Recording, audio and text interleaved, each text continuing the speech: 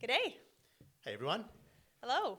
welcome to another Movement Monday. Monday, Tuesday, Wednesday, Or it whatever could might be Wednesday.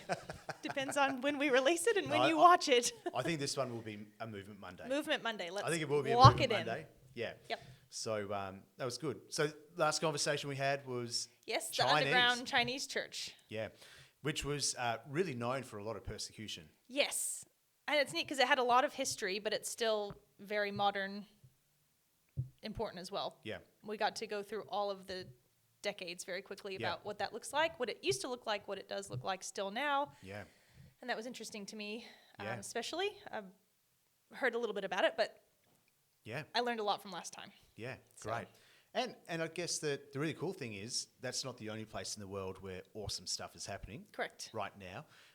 Another place that is experiencing significant revival, I would say, is in Mozambique. Okay. And so today I want to talk about Mozambique and in particular the Bakers, Heidi and Rolland Baker, and their Okay. ministry called Iris Ministries. Okay. And this is where Sarah and I did our missionary training school. Okay. So this is very personal to you. Very personal. This is to not me. something you read in a book. This is No, something no, that you this is lived. like the real deal. And Yes. like, you know, like you read the books and you're like, oh, how cool would it be Yes. to go there? Yes. That was us. We were reading the books. They had some videos out. Yes. We saw it all. And then we're like, hey, let's go. Yep. And so we did. Yep. And actually, even that was a miracle. Yes. Just trying to get there because Yep. it actually costs a lot of money to get to the other side of the world. Yep. And we quit our jobs. Like we were working with the Salvation Army. We were pastors. Mm-hmm. And we sensed God say, hey, follow me. And I remember having this conversation in prayer thinking, what do you think I'm doing, God? Like I haven't chosen to live in Ararat at that time. I didn't choose, like the Salvo sent me here. I am following you. What do you want?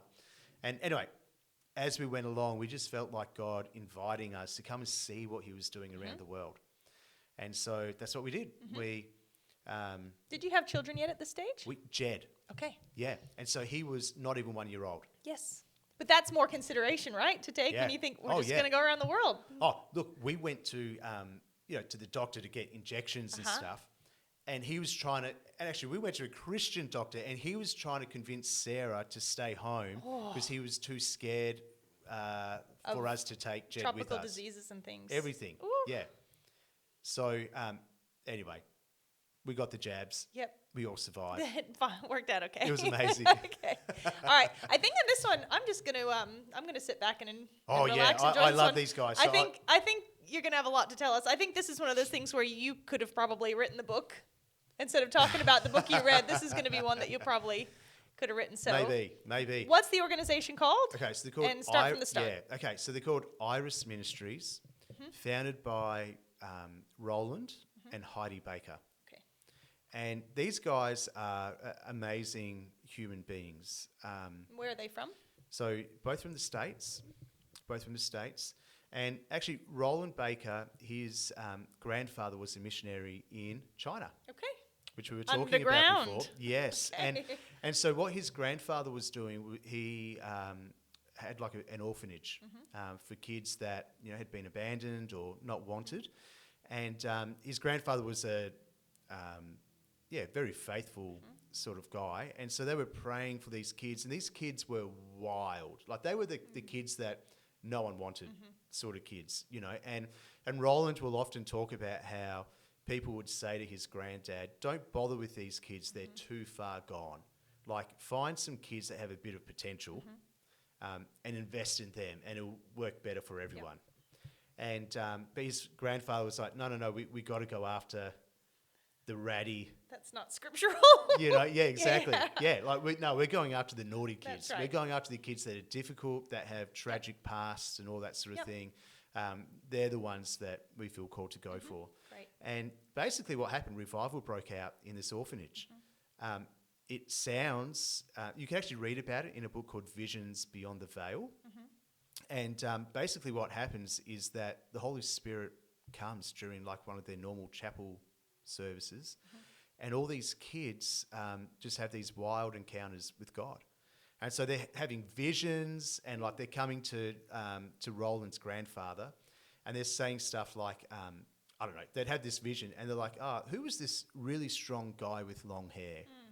Or I saw this little guy and he defeated a giant. Yeah, It was like yeah, that sort of yeah, thing. yeah, Like yeah. the visions that they were receiving were often Bible stories. So they had this really cool stuff happening. They all get saved, and like just remarkable things were happening in China. Interestingly, I believe some of these kids that were part of that orphanage went on to become leaders in the underground house church No, I'm movement not that we spoke surprised. about last week. I'm not surprised. Yeah, so Sounds about really, right. really cool connection. Really, really cool connection. So that I guess is some of the DNA that Rolland has. And Rolland is a super fun guy, but he's a thinker. He's a bit of a theologian and all that. Heidi Baker, she's a worshipper, and you got to go check out some of her books. No kidding, she's a modern day Mother Teresa type of person. Incredible sort of person. We'll talk about them in a moment. So Are they still over there now? they are, yeah, and they moved there in the 80s, and so they've been there quite a while. Oof. They've been there quite a while. Yes. So, all right. So I'll start off with like how we ended up over there. Yep. Great. And I guess I actually saw a video. I think it was called Mama Heidi. We actually might link to it because I think it's free on YouTube Great. now. Yeah. Great. And really, this is where you really get to see what Heidi is like, and that is exactly how we saw her as well. This little video called Mama Heidi. And so we were watching this, and it combined a care for the poor with evangelism, with an expectation that God would do the impossible, and you just see what happens to some of the poorest of the poor people. And so we were watching this video, and we were like, man, we've got to go. We've got Okay. to see. And the question that I had on my heart was, I believe in miracles. I believe that God is good and all that. And I was thinking, but if the gospel is real, it has to work amongst the poorest of the poor. Otherwise, what's the point? Sure. Like, is it just for Sure. like rich white people? No, or it's just for the ones who work at it. yeah. So like, anyway, so that was sort of the conviction with which we went. Yep. And so, so this video has incredible stories of like God healing people of AIDS, Yep. Yep. all that sort of thing. And she works amongst a lot of, I guess, Mozambique. They had this huge civil war, and so all these kids were left without any parents. Yes. And so they're just roaming the streets, and those were the kids that they went to. And so we're watching this video thinking, this is amazing, amazing miracles. And we had some friends who'd been over, so we're like, okay, we got to go. Anyway, so we go. Did you intend for it to be short term, long term? What was your thought So- when you first went over there? Yeah, so I think it was sort of like a 3-month stint, and we were open Okay. to whatever it was. Sure. Yeah, but the school and you do a mission trip at the end of the school was about 3 months, September through to December, Sure. sort of thing. Yeah. Anyway, I remember the first day that we were there, and you imagine there's 300 students from like 26 different nations, and we're all there. It's hot, like you're in this really poor sort of village, all that sort of thing, and you're just hyped. Yeah. Because you've heard the revival stories, you've heard like churches being planted, You want to amazing see it. You miracles. want to be there. And so Rolland Baker, he finally gets up to speak, and we're all like, here we go. And so he says, I know why you're all here. He's jumping around. I know why you're all here.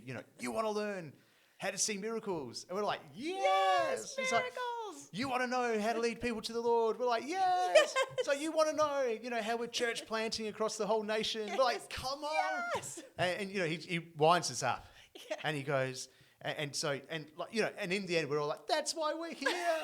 Like you know us so well. Send us. Yes. And then he starts laughing, and he says, well, if you ever figure it out, let us know. He goes, all we do is listen to God and do what he says. It was sort of like a mic drop. And we're like, is that all? Okay.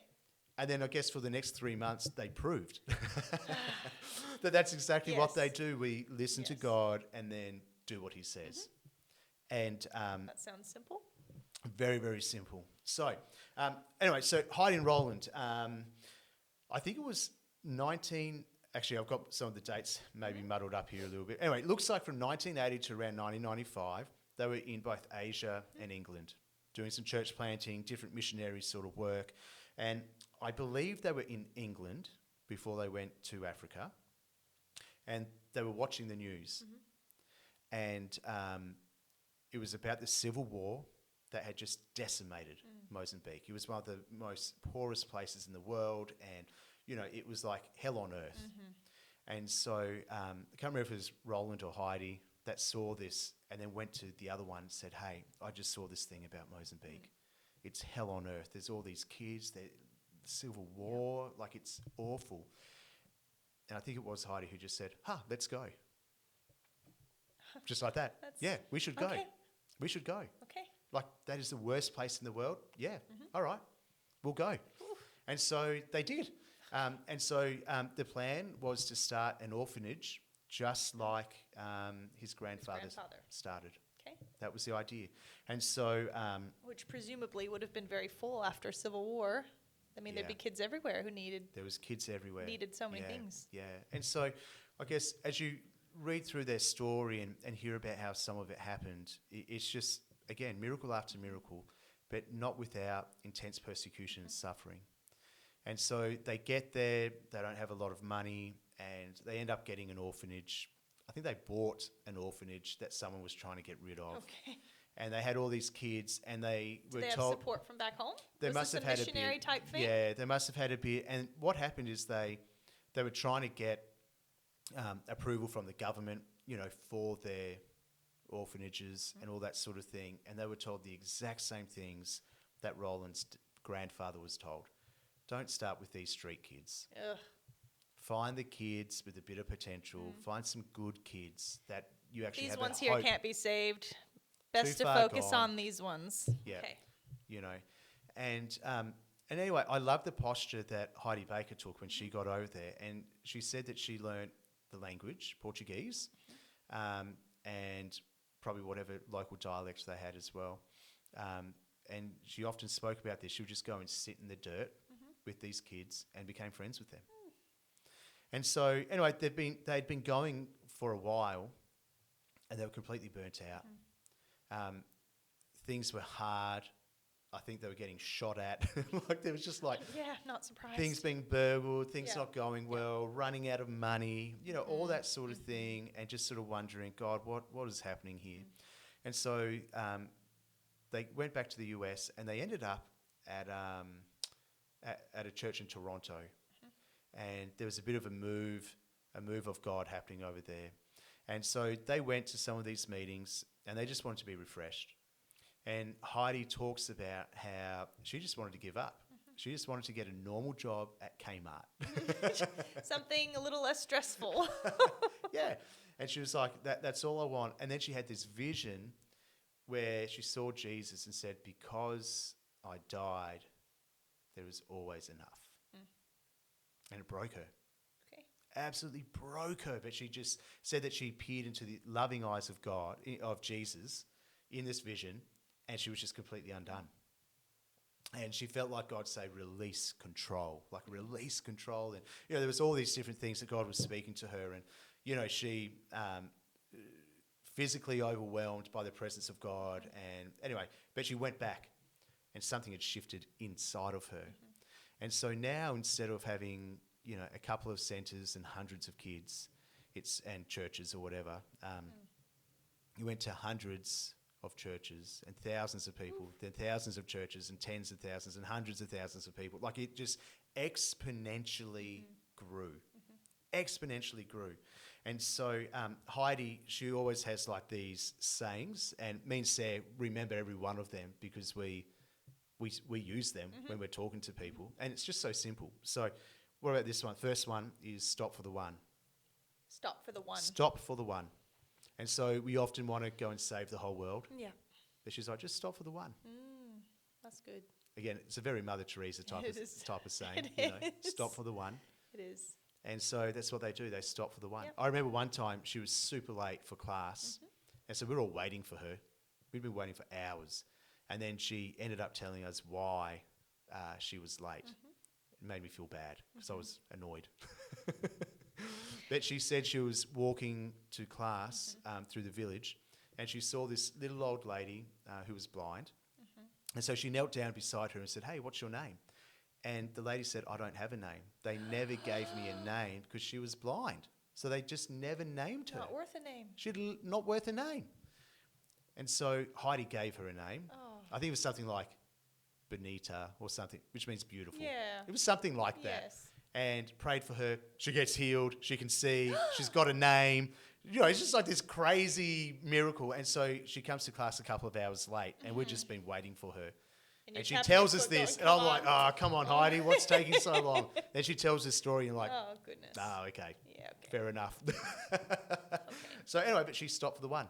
Yep. And that's what she was like. When you spoke to her, it was like nothing else in the world mattered. Yep. Because she was Jesus does present that. with you. He stops the crowd for the one.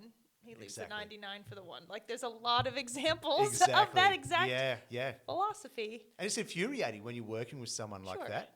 Because, like, I guess, culturally, we value time. Yes. Whereas what she was doing, she was valuing people, Yes. which can sometimes be opposed. Sure. All right. The second thing she would always say is love looks like something, or what does love look like? And so for that lady, the blind lady, what does love look like? Well, it actually looks like someone stopping and having a conversation. Looks like Caring enough to listen to what she says, right? So what does love look like? Fantastic thing for all of us. What does love look like? I don't know. For your spouse that doesn't know the Lord. What does it look like for your kids? What does it look like for your neighbour? What does it look like for, the kids committing youth crime? What does love look like for, whoever? Really, really good question. But then she'd actually go and back it up. Like, well, if that's what love looks like, well, then that's what I'm going to do. And so I guess that's what they've been doing in Mozambique. Yep.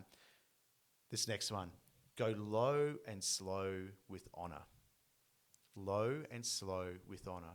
Okay. And so it's about, I guess, a lot of white missionaries, Western missionaries, often have a bad reputation because they come into a place and without learning about people, without understanding the culture, without understanding why things are done the way they are, they come in sort of like a white saviour complex. They come in with a formula and they Yeah. try to put that formula into play into somewhere completely different. Exactly. Yeah, this is something very Yeah.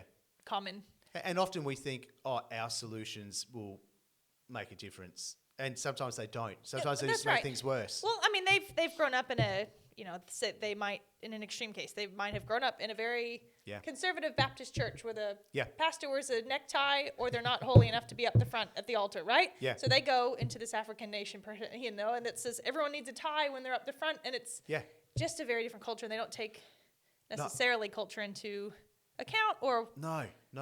there's all these variables spot on. where you're just taking an XYZ formula and plopping into this, but it doesn't really work in that format, Exactly. right? Exactly. So go low, humble yourself, go slow, and with honour. Like honour the people there. Yes. God is already at work in the people that we're chatting to and wanting to minister to.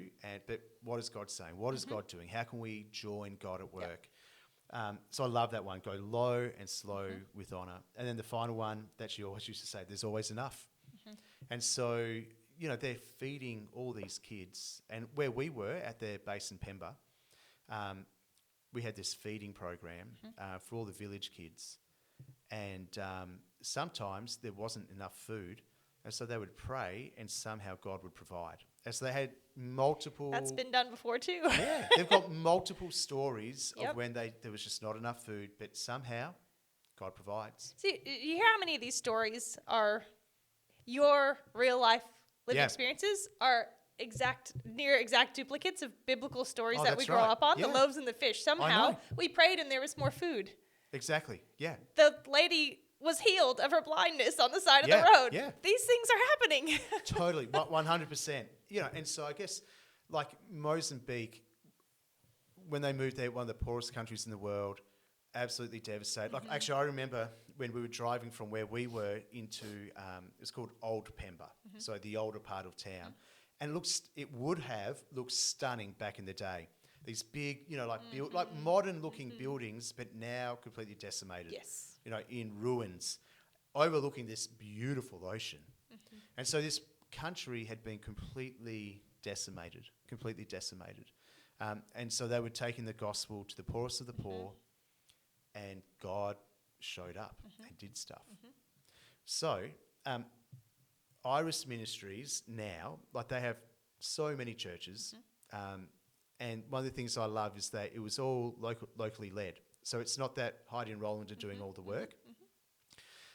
They raise up teams of people. That's so important. And they go and do it. So, for example, so important. While we were there, and they had a church planting season and a non-church planting season, which was really just determined by the rain and how accessible these different villages were. And so what we did, we drove for hours into the middle of nowhere, literally the middle of nowhere, to this little village. We got there late at night and we set up our tents. By, I want to say something like 8 o'clock in the morning, it was too hot to be in. Oh no, even earlier. By 6 o'clock, it was too hot to be in the tent. By 10 a.m., everyone is having a siesta because it is like scorched earth hot. And what you would do during the day is we would just walk around this village and find people to pray for. That's all you had to do.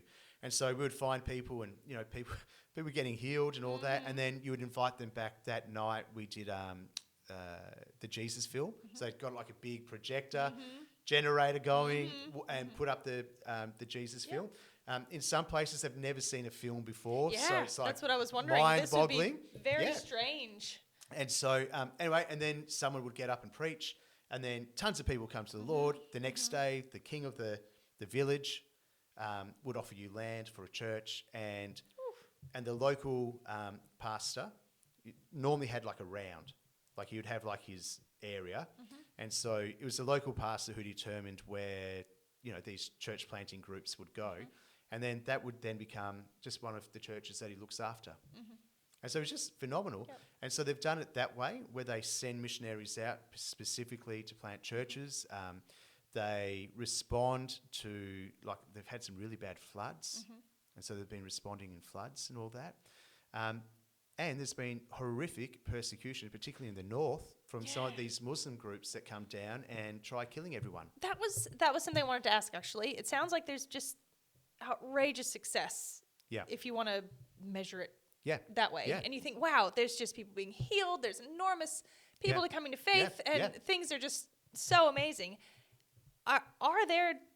Is there persecution? Is there a whole other side of that coin where they've gone, what do we do? Like, just some days where you go, what are we doing here? Or how is this ever going to work? Yeah. You know what I mean? And I think part of it is, like, sometimes God doesn't answer some of those prayers for provision until the last moment. So like you're living in this stress of what's going to happen. I think it's good to hear that side of it because so many times if you're not seeing sort of the results you're hoping for with, XYZ. So they would often get some of the local pastors to come and preach. And there was a few that were, very good communicators who could speak some English and all that. And they would come in and they just had these wild testimonies. I reckon one of them came through, and I'm pretty sure his brother had been beheaded. Ugh. Definitely had been martyred, but I'm pretty sure had been beheaded. And so he did, what every believer should do. Goes back to the village, forgives them, and preaches the gospel to them. Forgives them and tries again, It's like, what on earth? And so these guys that have just lived they've lived through incredible suffering. And if you want to see more on some of the suffering of their churches, there's a documentary. I think it's called Infento. We will link it underneath. Again, it's a free one on YouTube now, I think. And it just shows, like, there's all this persecution that broke out in the north from the Muslims coming through, and all these people just running for their lives. No idea who's survived or who got caught and killed and all that. And it's heartbreaking. You see them with all this sadness and, grief, suffering, grief, and somehow there's joy. It's just, you read that in the Bible, don't you? And you don't understand it until you go through that. It's funny, isn't it? That's you right. do read it, and you said there's joy in exactly suffering. Right. Oh, I know. Like We roll it off the tongue. No, and we don't. But we we're don't not, face that here, do we? we're not really thinking about our family members getting beheaded. No. We